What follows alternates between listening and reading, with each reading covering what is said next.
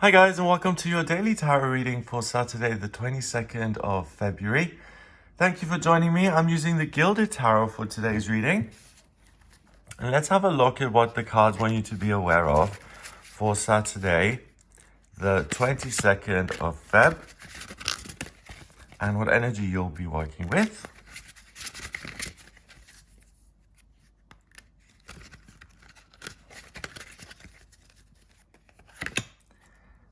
Temperance, the Chariot, and what a chariot it is, wow, and the King of Wands.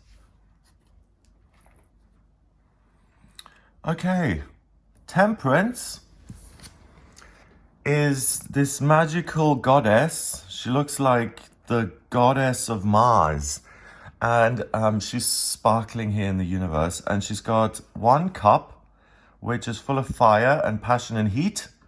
And then she's got one cup full of water, which is psychic ability and creativity and love and nurturing.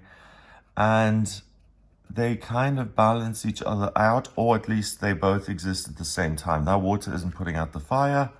Fire isn't making the water evaporate. And Temperance is, if you want to get to this planet, so if you want to make progress in life, you've got to get through her first. She's like the guardian of this planet. So balance is really important today, especially when it comes to your feelings. So if you're getting really angry or irritated or frustrated, or if you're feeling really low, or if you feel really misunderstood right now, you know, it is, in terms of astrology, it is Mercury retrograde, and it's a retrograde in Pisces, in water. So all the misunderstandings and communications, they can be really personal. Family don't understand me, and I feel like it's something to be aware of, because it's not helping the emotional thought process. So it's great that Temperance actually comes up here. And I heard this recently by, yes, Kurt Cobain's daughter. Kurt Cobain was a musician in the 90s, and he died at 27. And his daughter is now 27. And the daughter and the mother, they were celebrating things. And the daughter said something really clever, I thought. She said, this is the new era of balance. You know, not of extremes. Like in the 60s, free love and let's try this out. And in the end, it turned out just to be some pervy guys who wanted to, you know, have as much sex as they wanted. So I really like that came to mind, and I read that this morning. And now we've got Temperance, which says keep balanced, stay balanced. And if you are able to maintain your balance, let's say that you wake up and you just feel awful and horrible, do what makes you feel better. So if you go out and jog for 10 minutes in the morning to get rid of that stiffness, then do that. If you are in a situation where you have done some work and the feedback comes back that it's completely subpar, your work is totally inappropriate, and that could make you very angry, or it could depress you and make you feel, oh, I'm not good enough, I'll never make it, I'm going to give up. No, I'm not going to give up, because I'm an amazing writer. You see, you have this balance inside of you where you don't sink into the hole of the emotional pit, nor do you fly off into a fiery rage. And because of that balance, we have victory. We've got Liz Taylor sitting on her thing here when she was Cleopatra going through the city. Yeah, the chariot, pulled by two sphinxes. And again, it's balance. It's perfect balance.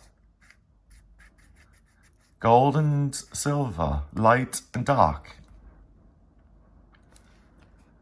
She is sitting on top of that chariot. The sun is right there, so she feels alive. The sun is the center of our solar system. As above, so below. The sun is the center of our bodies. They're our solar plexus. So it's control, and it's being able to move forward in a controlled and clearly laid out plan. She's got this purple dress, but then all this violet chiffon or this very see-through material is blowing around this four-poster kind of throne that she's on. I mean, I've seen a lot of chariots and it represents victory and success, but she's really doing it with style. She's really super stylish. So not only can you maintain balance, and it's interesting that we've got the red planet at the back, because the red planet, I've never wanted to go to Mars. Have you? I mean, I've talked about the moon a lot, and Venus and Mars. Mars is the last place I'd go to. It's like the butch planet, isn't it? It's like, oh, let's go, let's make things happen, let's go to war. It's Ares in mythology. He was the god of war. You know, Mars was the god of war. You have to have a little bit of that ambition in you to move forward. And you have to have some emotional toughness, some thick skin to move forward. Now, she does not have thick skin. She is very, very sensitive. Look at how delicate that cloth is and how clean this chariot is. It almost seems like it's not moving. Finally, we've got the King of Wands, and the King of Wands is the person who has mastered the element of fire and who can use it to his own ends. He's got Mars as his friend, so he's created balance in his life by listening to spirit and letting his own fire burn. So he's really a representation of what Temperance is asking you to do, and you're able to do it. So the water cup comes through as the purple side of his clothes and the blue leggings. And the fire is the brown shoes and this kind of copper bronzy color, and of course the wand with fire coming out on top. Horseshoe, good luck, and Mars supporting him in the back. Now, the King of Wands has been very ambitious. He's been driven to succeed. He's also had a lot of fun. He knows how to have a laugh. He is spontaneous. And he's got into trouble with those things. So he's probably been yelled at for using outrageous language when making a joke that really tickles him. And he may have started his own business and that failed, and he would have been down in the dumps, but he would have got back up and started again to become the king. The king is a court card, and the court cards go from page, total inexperience, to knight, some experience, to king and queen, total experience. And the king has to have gone through each step to get to where he is. So he has started something new. He has taken the first step. He has ruined a business opportunity by getting so angry that he's lost his rag and the people he wanted to work with disappeared. So today, we've got a lot of fire and a lot of heat and a lot of sensitivity going on. So what I feel is that there's the potential to really alienate someone else in your life by bullying them or telling them what direction they should go in. Both of them are looking at Liz Taylor here, okay? And she happens to be looking back at Temperance. She's not looking at the King of Wands so much. She's looking at, oh, balance seems nice to me because there's spirituality and a bit of fire. But the King of Wands is watching and he's saying, I'm supporting you. I'm going to protect you because you have such a thin skin. I'm going to be with you. And rather than overreacting, because when you don't have protection against something, let's say you're a man and you're, let's say 5 5'2", and you're really skinny, and you're just not a big man, and you're not particularly strong. In school, you were bullied and called shrimpy or whatever, and the big boys bullied you for being small and they picked on you. You would have found other ways of retaliating. So either you would have defended yourself verbally. You couldn't do it through your body, could you? Because you're obviously not as big as the other boys, so you had to find other ways of doing it. So maybe you discovered this amazing quality in yourself that you can amuse people or enchant them with your art and music. And by doing that, you really got over the bullying because they started to find you incredibly funny, and you actually brought them around and controlled them and manipulated them into thinking that you were their best friend by making them laugh all the time, for instance. The King of Wands has been through all of this and he knows the dangers. So he hops onto the chariot in the back here. She doesn't know he's around. He's just protecting her and he's helping her find balance, because she's gonna crash into something today that really irritates her and hurts her feelings. She's on the road to success, to victory as far as she's concerned. She's trying to meditate and keep things cool, but she's a little bit complacent and she's very sure of her and certain of her victory and how she will be received, and everything is hunky-dory and wonderful. So just make sure that you don't go into the day feeling super entitled and, oh, well, of course it's going to go my way because I am who I am. If you have that kind of attitude, that particularly will give you a wake-up call. But if you're working at something and you really have done a terrible job. Let's say you've done a terrible job and today you're trying to apply for a new position within your existing business and they say to you, listen, not to be too harsh here, but we're not going to promote you or give you any other job within this business. You're barely keeping hold of the job that you've got. Now, that would be a really hard message to hear. You'd go back to your desk and you'd be like, okay, my days are numbered. The way to deal with that is then to put emotional coping strategies in place that we need to learn to deal with the stresses of modern life. People do get fired. People have to, or they choose to move to the other side of the world. We do have people insult us on the street. We do have successes in life where our passions really come true and we're number one and the winner.